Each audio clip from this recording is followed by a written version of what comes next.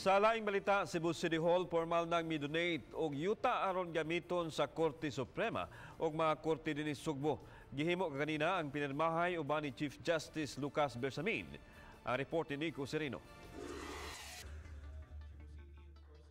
Formal nga gihimo ang pinirmahay sa kasabutan tali sa Cebu City Government ug Korte Suprema. Ubos niini, mudunar ang syudad og 1.5 hektarya nga yuta sa SRP alang sa Korte Suprema.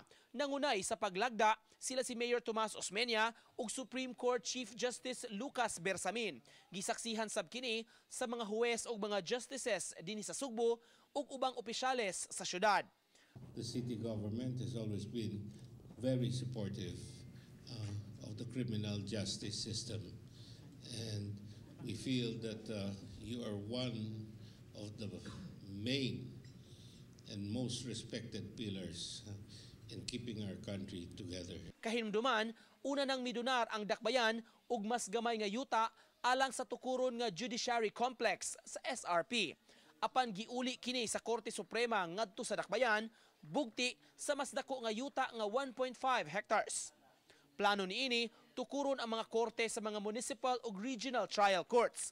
Lakip na sa Court of Appeals ug training centers alang sa hudikatura. Once the title is placed in the name of the Supreme Court, we will commence yung processing. Mahabang proseso yon, dahil yung design and architectural plans will have to be bidded out. We have had complexes elsewhere, but this one will probably be a model. Yes, because of the importance of Cebu. Uban ni Rod Prado, Nico Sereno, Balitang Bisdak.